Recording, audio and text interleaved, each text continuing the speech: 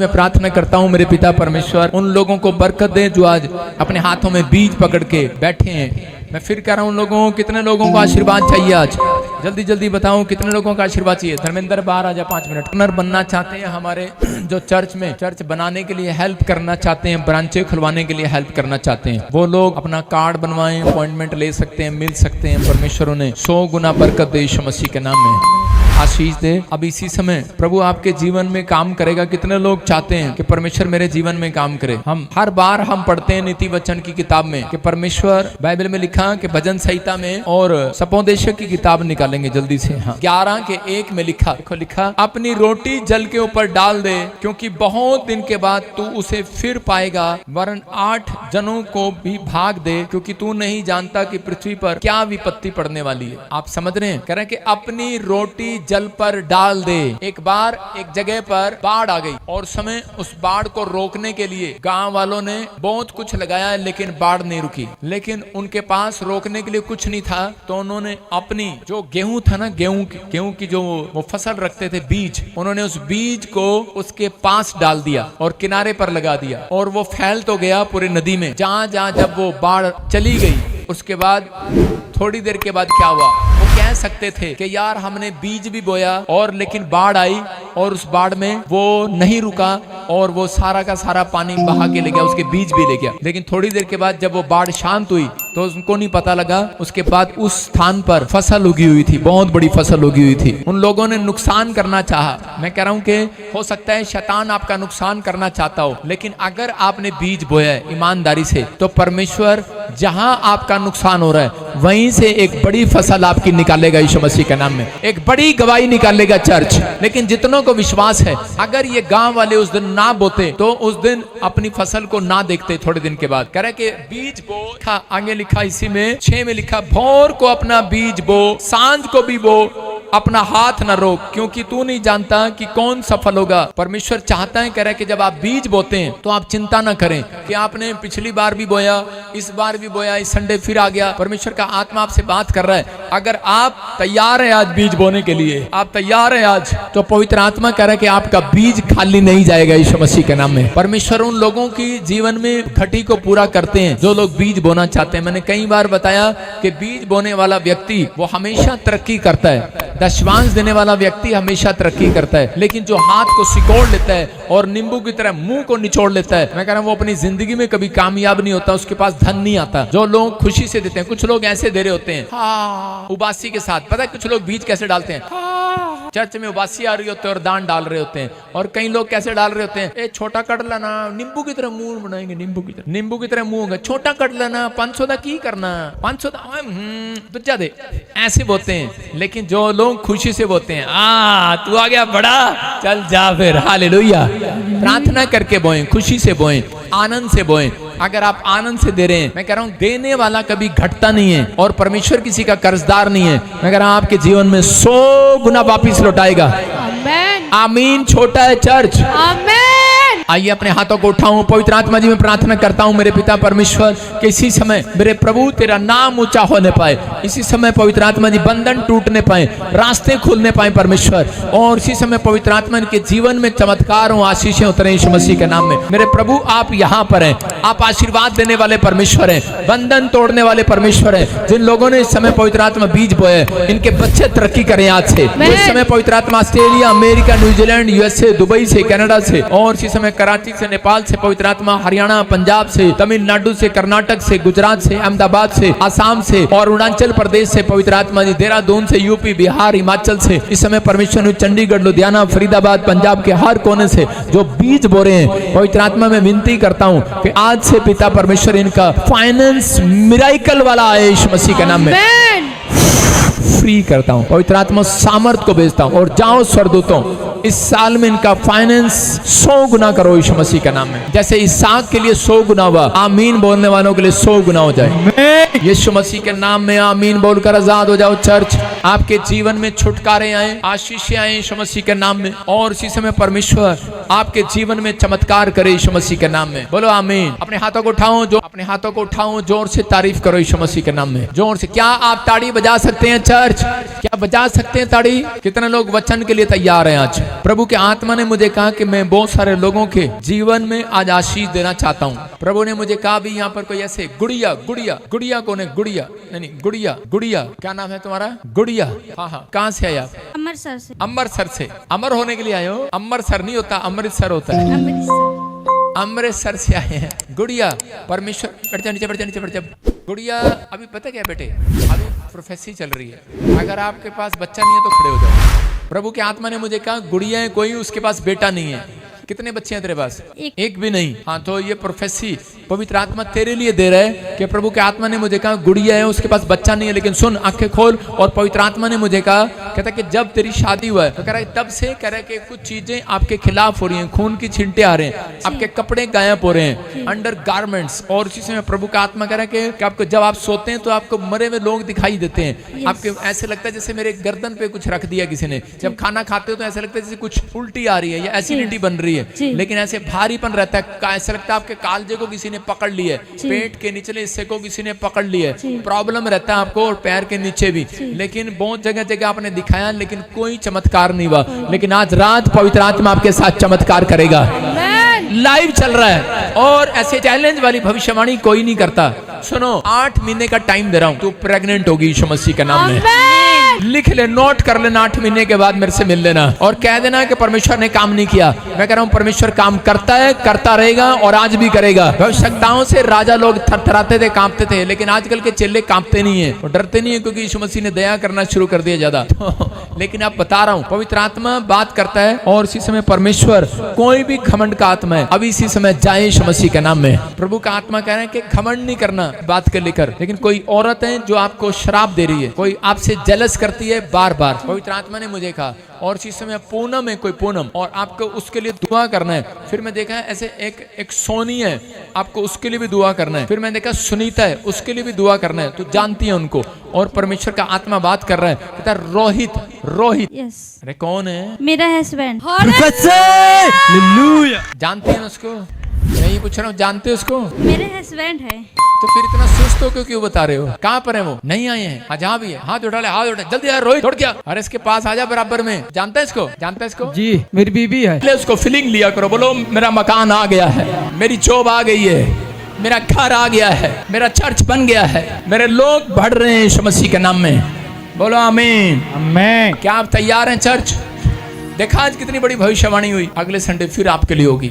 मैं और पूछ लो, वो मुझे जानते नहीं है, कहीं मिले नहीं है मेरे से। परमेश्वर जानता है, ये ब्लेसिंग है उनके ऊपर, प्रभु के आत्मा ने दे दी उनको। आप लोग कहते हैं अपने आप को, अपने मनोबल को बढ़ाओ। आज का टॉपिक है कितने लोग दुख में हैं। दुख में कितने लोग हैं? सारे बोलो हालेलुया। मैं उनकी बात कर रहा हूँ जिनके पास बाइबल खुली हुई है। अगर वो दुख में है तो उनकी बात कर रहा हूँ मैं। अपने हाथों को उठाऊं और इसमें बताऊं कौन कौन लोग दुख में हैं। आज के बाद तुम्हारा दुख सुख में बदलने वाला यीशु मसीह का नाम। क्या आप दुखी हैं? आज का टॉपिक है, क्या आप दुखी हैं? अपने पड़ोसी को पूछो, क्या आप दुखी हैं? लेकिन आगे तूने लिखा ही नहीं, आपका दुख सुख में बदलने वाला है।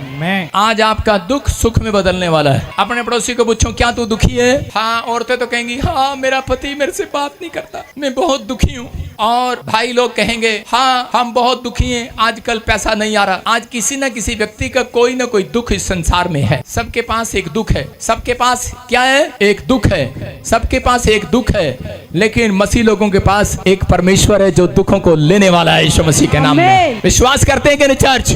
अरे हाँ कि ना? अरे दुख लेके जाना है कि छोड़ के जाना है? अरे भला हो जा, लेके जाओ, यहाँ से लेके जाना है, छोड़ के जाओ। यीशु मसीह आज रात तुम्हें सुख देने वाला है यीशु मसीह के नाम में। अपने पड़ोसी को बोलो, ये ले दुख छोड़ के जा रही हूँ। किसके ऊपर? पड़ोसियों के ऊपर। यही काम है तुम्हारा, यही सीखते आए बचपन से। जादू टोना, आज इसके घर कल उसके घर, आज इसके घर लड्डू रख दो कल उसके घर रख दो, कल उसकी राख उधर, कल उसका पानी उधर, कल उसका झाड़ू उधर, कल झाड़ा उधर। समझ में आएगा नहीं? कहता है इसका मतलब आप दुखी जब है, कहता है जब आप परमेश्वर को नहीं जानते। वो लोग दुखी रहते हैं संसार में जो परमेश्वर को नहीं जानते। लेकिन बाइबल बोलती है कि आजकल इंसान जो है वो अपने दुख से नहीं, वो दूसरों के सुख से दुखी है। अरे हाँ कि ना? एक बार ऐसे ही एक इंडियन प्रेयर कर रहा था और उसने कहा परमेश्वर, कहता प्रकट हो, प्रकट हो, प्रकट हो। और परमेश्वर एक दिन प्रकट हो गया। पहाड़ी पर बैठा प्रार्थना कर रहा था और इसी समय परमेश्वर ने कहा मांग बच्चा, क्या मांगता है? लेकिन उस समय में एक काला भी प्रार्थना कर रहा था। पहले काले के पास, मतलब एक निगरों के पास प्रकट हो गया और उससे पूछा निगरों से कि बेटे बता क्या मांगता है। उस साउथ अफ्रीका वाले ने कहा मैं बहुत काला हूं, मुझे गोरा बना दे। और परमेश्वर ने उसको गोरा बना दिया। और उसी समय जब वो गोरा बन गया, इंडियन के पास गया और वो हरियाणा का था। उसने कहा, परमेश्वर ने कहा बेटे मांग क्या मांगता है। कहता परमेश्वर जिसको तू गोरा बना के आया उसको फिर से काला बना दे। आज लोग जो हैं वो कहते हैं अपने दुख से नहीं दूसरों के सुख से दुखी हैं। हाय गोरी कितना होगी, वो ब्याह कितना हो गया, अदा मुंडा बाहर कितना चला गया, अरे है कि नहीं। लोग देखते हैं इसका शोरूम कैसे खुल गया, इसने नई कार कैसे ले ली। लोग दुखी होते हैं। याद रखना जब आप अंदर से टूट जाते हैं, अगर ये स्वभाव आपका भी है तो आप कभी सुखी नहीं हो सकते। याद रखना, इसलिए बाइबल बोलती है जब तुम किसी को बढ़ते हुए देखो तो उसी समय उसको आशीर्वाद देना कि परमेश्वर इसको और बढ़ा। और याद रखना स्वर्ग से बढ़ाने वाली आत्मा तुम्हारे घर आकर बैठ जाएगी। आप बढ़ा हुआ दूसरों को आशीर्वाद दो। कहता तुम्हारा आशीर्वाद कहता उसको लगेगा, लेकिन तुम्हारे घर तुम नहीं जानते तुम्हारा परमेश्वर मल्टीप्लाई करने वाला परमेश्वर है। तुम्हारा आशीर्वाद मल्टीप्लाई होकर आएगा। उसके घर एक आशीर्वाद जाएगा, तुम्हारे घर 100 गवाहियां बनेगी चर्च। कहता लेकिन लोग आशीर्वाद नहीं देते कहीं इसका भला ना हो जाए। बाइबल चाहती है कहता मल्टीप्लाई हो जाए, 30 गुना नहीं, 60 गुना नहीं, 100 गुना हो जाए। आज लोग अगर आशीर्वाद देने लगे, इसलिए यीशु मसीह ने मसीह लोगों को सिखाया नए नियम के अंदर। कहता तुम किसी को शराब नहीं देना, आशीष देना। उसने कहा कोई तुम्हें जूता फेंके, तुम्हारे ऊपर आग के गोले रखे, तुम्हें सताए, कहता तो भी तुम उसको आशीर्वाद देना।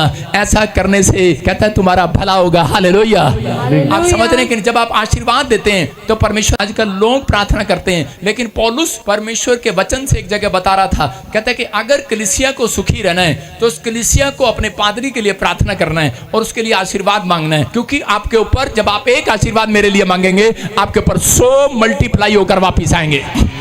कहता आप अपने पड़ोसी के लिए मांगेंगे, 100 मल्टीप्लाई आएंगे। आप करते नहीं है। कहता हफ्ते में एक दिन ऐसा चुने, परमेश्वर आपके जीवन में काम करेगा। याद रखना बेशक आज चाहे तकलीफें समस्याएं आपकी कितने भी क्यों ना हो, चारों तरफ से घेर रखा हो, लेकिन परमेश्वर आज रात कहता उस तकलीफों से आपको छुड़ाने के लिए जा रहा है यीशु मसीह के नाम में। हम बाइबल में पढ़ते हैं कितने लोग दुखी हैं, कितने लोग समस्या में, तकलीफ में। हाथ उठाकर बताओ। मैं फिर कह रहा हूं उन लोगों को, बेशक आप दुख में, तकलीफ में, समस्या में, 100% में से मैं झूठा गोस्पल नहीं बांटता हूं, 90% मसीह लोग दुखी हैं समस्या में। पौलुस उनके लिए बोल रहा है। हम पढ़ें जरा दूसरे कुरिन्थियों, हाँ जल्दी से पढ़ें। किसी न किसी बात को दुख है, किसी न किसी की समस्या है। दूसरा कुरिन्थियों 4 अध्याय उसका 8 पढ़ें। हाँ पढ़ो। हम चारों ओर से कलेश तो भोगते हैं। अरे कौन कह रहा है? पौलुस कह रहा है हम चारों ओर से दुख तो भोगते हैं, कलेश को भोगते हैं, पर संकट में नहीं पड़ते। याद रखना आप हाथ उठा रहे हैं कि हेलो मैं बहुत दुखी हूँ, आप हाथ उठा रहे हैं मैं बहुत कलेश में हूँ, लेकिन आपके लिए वादा भी है। कहता बेशक दुख आए, कलेश आए, लेकिन कह रहा तुम संकट में पड़े नहीं रहोगे, बाहर आओगे यीशु मसीह के नाम में।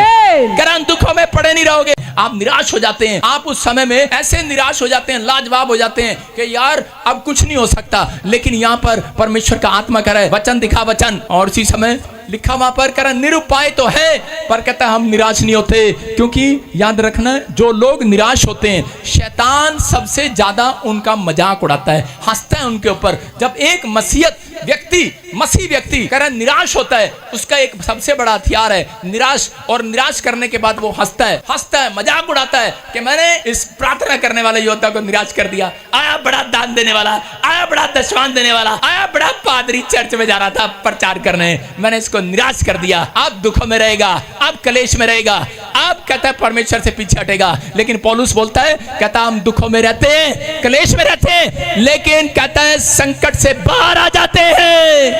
हमारे पास निरुपाय तो है, करा कोई हल नहीं है, किसी ने केस डाल दिया अरे हल नहीं है, जेल में डाल दिया अरे हल नहीं है, लेकिन करा निराश नहीं होते, क्योंकि हमारा परमेश्वर करा जेल के बंधनों को तोड़ने वाला परमेश्वर है, बीमारियों के बंधन को तोड़ने वाला परमेश्वर है। कहता है पौलुस बोलता है हम आशा रखकर चलते रहते हैं। याद रखना जो निराश है उनको आशा रखकर चलना है। अगर आप आशा रखकर चल रहे हैं, यहाँ मसीह में अब्राहम आशा रखकर चलता रहा, बच्चा नहीं है 90 साल तक, लेकिन आशा रख के चलता रहा। मैं कह रहा हूं कि आशा आशा आशा, सारे बोलो आशा आशा आशा। तुम्हारी माँ का नाम ही आशा है, तुम्हारी बहन का नाम आशा है, तुम्हारी पत्नी का नाम आशा है, लेकिन जिस दिन कहता तुमने विश्वास का नाम आशा रख दिया, कहता तुम पार हो जाओगे यीशु मसीह के नाम में। कह रहा समझ जाओ, कहता आशा रखकर अब्राहम चलता रहा, उसके पास कोई उत्तर नहीं था अपनी पत्नी को देने के लिए। पत्नी रोज पूछती थी, कहती थी बच्चा कब होगा। रोज उसको गच्चा देता था एक रात, बोलता था अरे मेरी चंपा, मेरी चमेली, अरे मेरी भगवान, कह के बच्चा हो जाएगा, हो जाएगा, हो जाएगा, हो जाएगा, हो जाएगा। कितने साल से उसे लारा दे रहा था, हो जाएगा, हो जाएगा। पादरी के पास आ जाओ, पादरी भी रोज लारा देगा, हो जाएगा, हो जाएगा। आशा रख, आशा रख, आशा रख। निरुपाय है, निरुपाय है। आपके पास कोई उपाय नहीं है, लेकिन मेरे परमेश्वर के पास कह रहा आज उपाय है। आमीन। लेकिन वो उपाय उन लोगों के लिए कह रहे जो लोग आशा रखते हैं। जिन लोगों के पास आशा नहीं है, याद रखना उसके लिए परमेश्वर के पास भी उपाय नहीं है। कहता कि अगर आप आशा रख रहे हैं और फिर भी चर्च आ रहे हैं, उसका 80 करोड़ का बिजनेस समाप्त हो गया। 80 करोड़, और मुझे पहले पता होता मैं इसको सिर पे बैठा के पूरे चर्च में कूदता। 80 करोड़ वाला बंदा मेरे चर्च आया और मुझे पता ही नहीं, लेकिन 80 करोड़ रुपया उसका चला गया। अब जब लुट जाते हैं, पुट जाते हैं, तब आगे बताते हैं कि हम यहाँ पर आए हैं। और 80 करोड़ जब थे वो यहाँ नहीं होगा, लेकिन मैं कह रहा हूं कि जब लुट गया, बर्बाद हो गया, तब यहाँ है। लेकिन उसके अंदर आशा है। मैं कह रहा हूं आशा है। परमेश्वर इस आशा को निराशा में नहीं, कहता आपकी उम्मीद को पूरा करेगा इस साल में, यीशु मसीह के नाम में। कहता लेकिन आपको भरोसा रखना है। यहाँ पर पौलुस बोल रहा, आगे पढ़े, देखो क्या लिखा। सताए तो जाते हैं, सताए तो जाते हैं, पर त्यागे नहीं जाते। पर त्यागे नहीं जाते। हेलो, अपने पड़ोसी को बोलो सताए तो जाते हैं। कुछ करे, ओए फलाने की मीटिंग बंद करा दी, ओए देखा पादरी को वहां पर ऐसे पकड़ लिया, देखो वहां पर सुसमाचार सुना रहे थे उनको पकड़ लिया। वो कहता है सताए तो जाते हैं। वो घर में प्रेयर कर रहे थे, उनके पास रिपोर्ट कर दिया, सताए तो जाते हैं लेकिन त्यागे नहीं जाते। नहीं, यीशु ने छोड़ा नहीं है। उसके बाद एक बड़ी कलीसिया बनाता है परमेश्वर। याद रखना, अगर आपका आशा है तो याद रखना, जो लोग निराश हैं, जिनके जीवन में दुख है, प्रॉब्लम है, समस्याएं हैं, पवित्र आत्मा ने वो दुख और सताव आपकी लाइफ में बढ़ने के लिए दिया यीशु मसीह के नाम में। इसका मतलब ये है कि कोई दुख, कोई समस्या, आज रात कहता है कि पवित्र आत्मा आपके ऊपर से हटाने वाला यीशु मसीह के नाम में। वो हमेशा के लिए नहीं है चर्च, याद रखना। एक बार एक आदमी निराश होकर बैठा था और उसी समय मुंह लटकाए बैठा था। उसी समय उसकी लड़की उसके पास आई और आकर कहने लगी, पापा क्यों निराश बैठे हो? और उसका पापा बोला, मेरे सामने बड़ी समस्या खड़ी है। उसकी बेटी ने कहा, 8 साल की लड़की ने आकर कहने लगी, पापा समस्या को खड़े रहने दो, थोड़ी देर में थक के बैठ जाएगा। उसने सोचा कोई आदमी है। मैं कह रहा हूँ बच्चों से सीखना चाहिए, समस्या कितनी देर खड़ी रहेगी, एक ना एक दिन उसे बैठना पड़ेगा यीशु मसीह के नाम में। लेकिन उनके लिए जो आशा में है, जो जिनके पास निरुत्तर है, निरुपाय है, अगर हो सकता है आपके पास कोई बिजनेस में कोई उपाय ना हो सकता है आपके ऊपर कर्जा हो गया हो सकता है कह रहा कि आपका बच्चा हॉस्पिटल में हो सकता है कोई भी जन कहता इतनी प्रॉब्लम में हो, कोई किनारा, कोई रास्ता उसके पास नजर ना रहा हो, लेकिन परमेश्वर का आत्मा उस व्यक्ति से बात कर रहा है, उसको कहे चिंता ना करो,